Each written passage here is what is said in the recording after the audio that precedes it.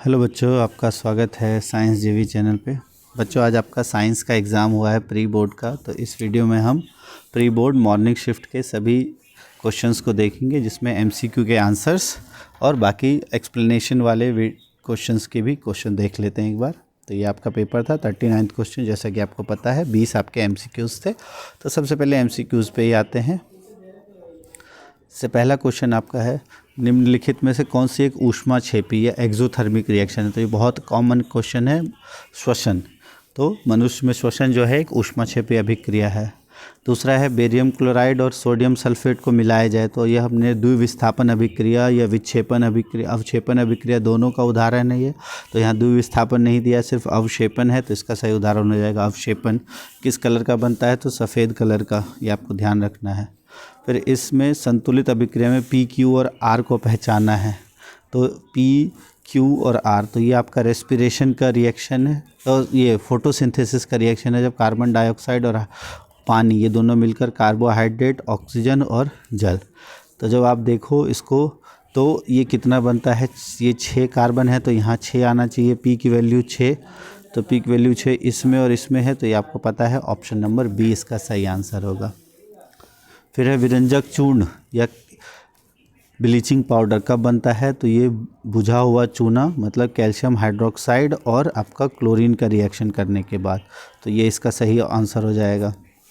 फिर है, जब विद्युत जल लवण के साथ प्रवाहित की जाती है तो उत्पाद, तो जब भी विद्युत जो है लवण जल या NaCl के साथ विद्युत प्रवाहित की जाती है, NaCl प्लस वाटर के साथ, तो इसमें आपका हाइड्रोजन गैस बनता है, क्लोरीन गैस बनता है और प्लस में NaOH बेस बनता है। ये एक्सपेरिमेंट हमने किया हुआ था, तो इसका सही आंसर हो जाएगा ये। छठा है, कॉलम 1 को कॉलम 2 से मिलाएं। एक अधातु जो चमकदार है, तो ये आपको पता है आयोडीन है।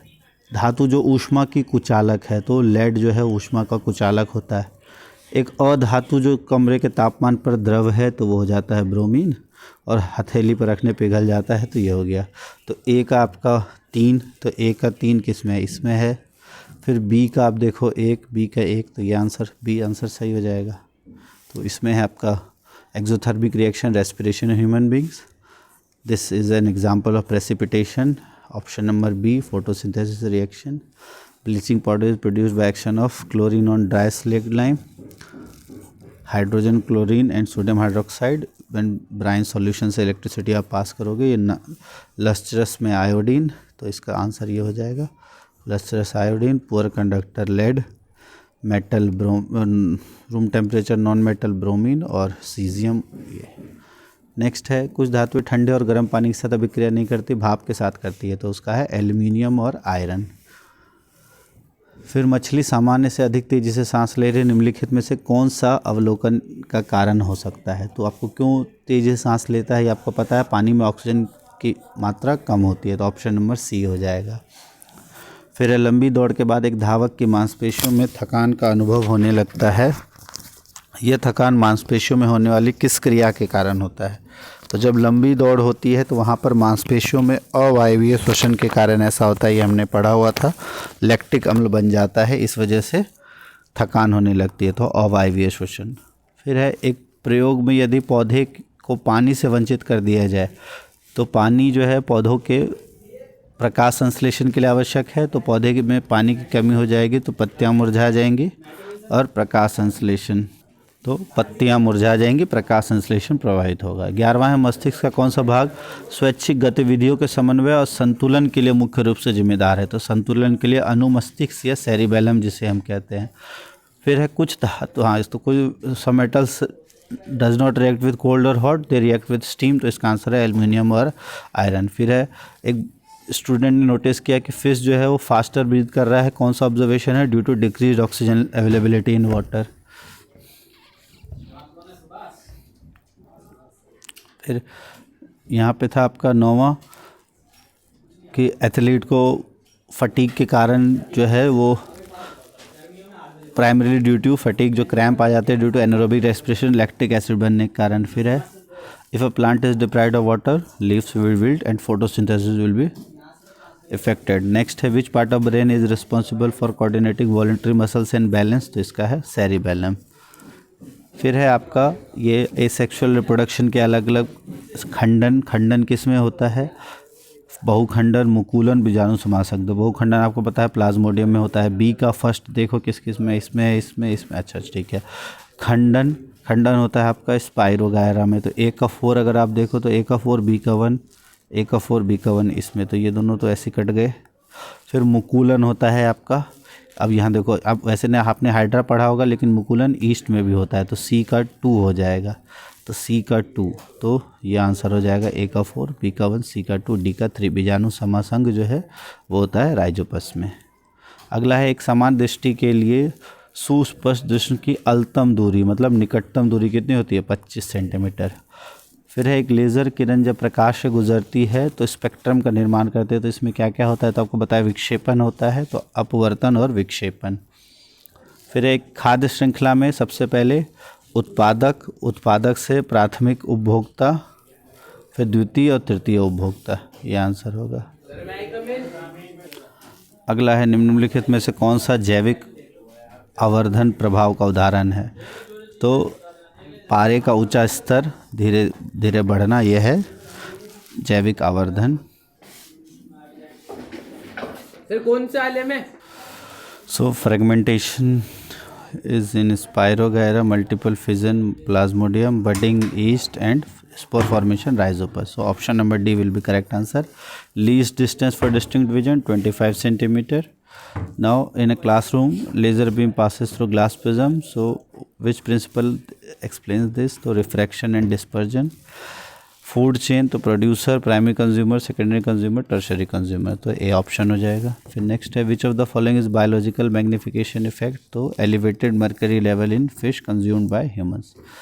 नेक्स्ट अब आपका यहाँ पे रीजनिंग अभिकथन और करण वाले हैं। तो पहला है आपका बेकिंग सोडा का उपयोग अग्निशामक में किया जाता है, तो ये आपका सही है। और बेकिंग सोडा गर्म होने पर कार्बन डाइऑक्साइड छोड़ता है जो आग बुझाने में सहायक है, तो इसमें दोनों सही है, तो इसका हो जाएगा ऑप्शन नंबर ए। नेक्स्ट है आँखों का रंग और ऊंचा कद ये वंशागत लक्षण के उदाहरण है, तो ये सही है, लेकिन ये लक्षण पूर्ण तरह से पर्यावरणीय कारण, तो ये वाला गलत है, ये सही, तो इसका ऑप्शन नंबर हो जाएगा बी। नेक्स्ट है नहीं sorry option number C. Next है लेंस के आवर्धन की कोई इकाई नहीं थी, सही होता है आपका एम होता है आपका HI/HO, तो इसकी कोई इकाई नहीं होती, ये सही है। और लेंस द्वारा उत्पादन आवर्धन प्रतिबिंब की ऊंचाई और बिंब की ऊंचाई का अनुपात दोनों सही है, एक्सप्लेनेशन भी सही है, ऑप्शन नंबर ए। नेक्स्ट मानवीय क्रियाएं पारितंत्र पर महत्वपूर्ण प्रभाव डाल सकती हैं, बिल्कुल सही, जैसे वनों की कटाई, प्रदूषण, जैव विविधता का ह्रास हो सकता है, बिल्कुल सही, तो ऑप्शन नंबर ए। तो ये आपके MCQs 20 क्वेश्चंस थे, इंग्लिश वाले भी देख लेते हैं एक बार हम।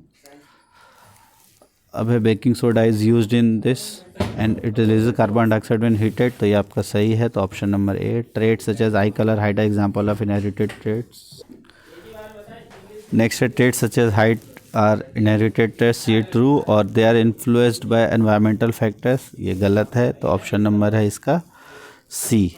नेक्स्ट है magnification of lens has known units, correct, and it is also correct, option number A, correct explanation. Human activities can significantly impact ecosystem. Activities such as deforestation and pollution can lead to habitat destruction and loss of biodiversity, तो ये भी सही है, option number ए। तो ये आपके पहले 20 questions completely हमने बता दिया। अब अगर सेक्शन बी की बात करें तो ये आपका क्वेश्चन है कि बचा हुआ मक्खन कुछ अप्रिय गंध विकसित करता है, तो ये विकृत गंधिता के कारण, जब हम रेंसिडिटी कहते हैं, रेंसिडिटी के कारण ये होगा। फिर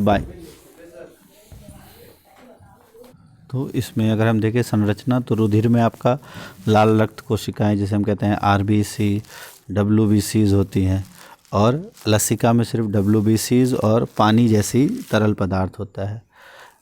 उसके बाद है कार्य। कार्य आपको पता है जो ये रुधिर है वो परिसंचरण का एक महत्वपूर्ण हिस्सा होता है और ऑक्सीजन पोषक तत्व देता है, और लसिका जो है वो प्रतिरक्षा प्रणाली में अहम हिस्सा होता है। अगला है 23 में मैं आपको ए और बी में से एक का कि रंध्र प्रकाश संश्लेषण और वाष्पोत्सर्जन में किस प्रकार सहायता करते हैं, तो आपको पता है प्रकाश संश्लेषण से गैसों का आदान प्रदान, ऑक्सीजन रिलीज और कार्बन डाइऑक्साइड का इन, ये रंध्र के द्वारा होता है। वाष्पोत्सर्जन में पानी जो है वो अधिक इसी के द्वारा बाहर जाती है। नेक्स्ट है प्रकाश संश्लेषण में क्लोरोफिल की भूमिका बताना है, वो क्या करता है, और प्रकाश संश्लेषण के अन्य 2 घटकों की सूची बनानी है।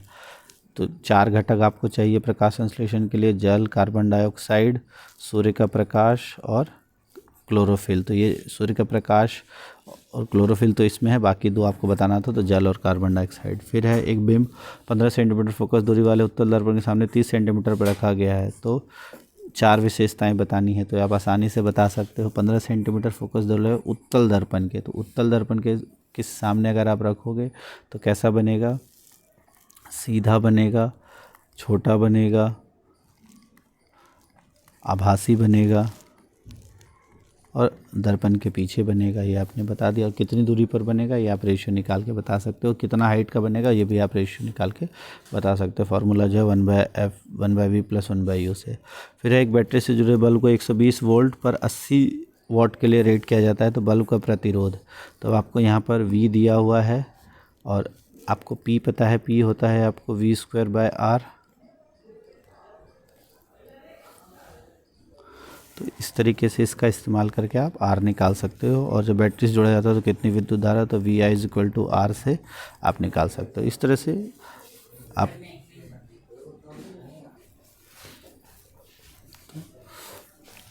ये सारे क्वेश्चंस आप एक बार ट्राई करना। बहुत इजी पेपर आया था आपका, एक बार देख लो क्वेश्चंस। और जो भी डिटेल में इसका हम एक्सप्लेनेशन दे देंगे, डिटेल में हम इसको डिस्कस करेंगे।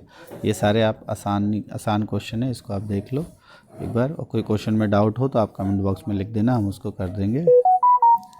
पेपर आपका ठीक ही आया था, इजी पेपर आया था, उतना पेपर मुश्किल नहीं आया था। उसको देख सकते हो क्वेश्चंस को, और इसको फिर डिटेल में हम इन सब का आप देख लो और फिर हम इसको डिटेल में करेंगे।